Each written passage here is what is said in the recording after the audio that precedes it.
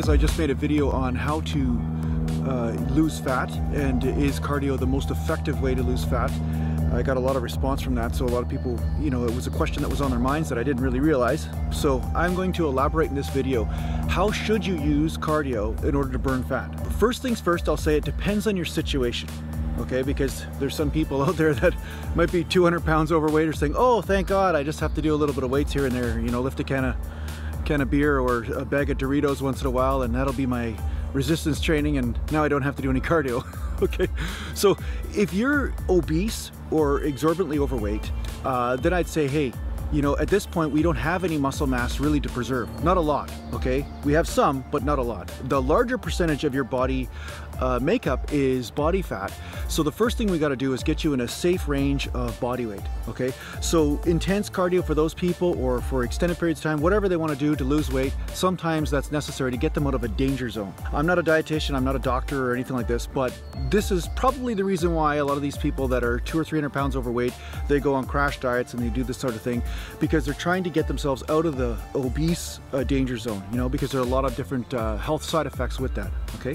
What I'm gonna say from a bodybuilding perspective though, is that if you want to use cardio and gain muscle, okay, so you want to use cardio in order to lose some body fat, but you also want to gain muscle, okay, what you want to do is use cardio as a way of flowing blood through your system.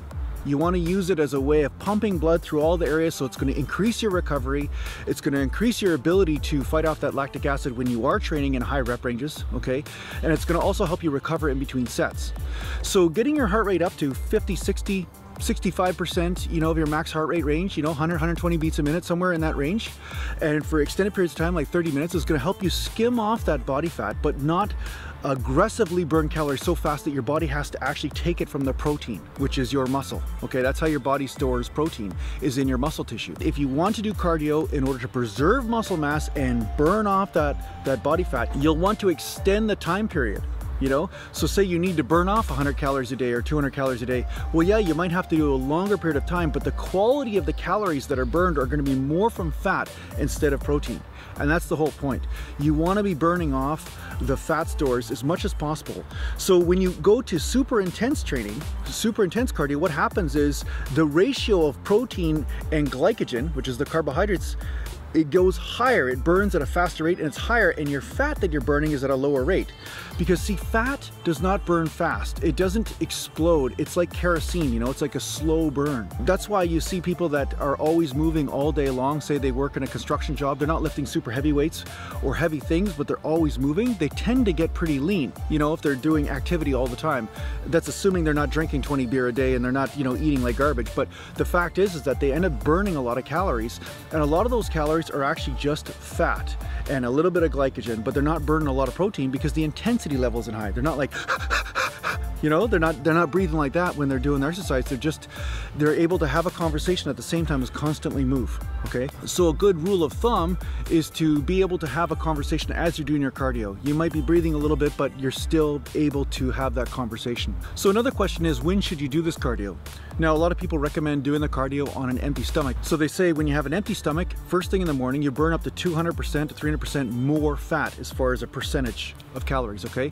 You're not actually burning food off in the tummy, you know, that's sitting in the stomach and then the blood sugar, because you just had a fast. You're actually burning a higher percentage of body fat from the fat. Now, I didn't use this technique that often, but it is something you can experiment with, and it is a technique that a lot of people do use out there just to really concentrate on using that fat for fuel, okay?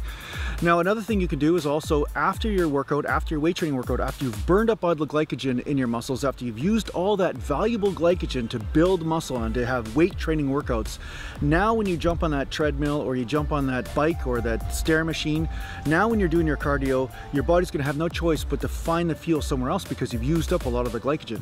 Okay, so this is another technique to use. You do your 20 or 30 minutes or 45 minutes or whatever it is you do in cardio, you do it after your weight training workout, and you do this regularly, and you have a lower intensity. So like I said, you're alleviating that fat from the fat stores without burning off your muscle. So I hope this helps, and if you need to find me, I do consultations through phone or through Skype. You could find me on my website, naturalgallantbodybuilding.com, and take care for now.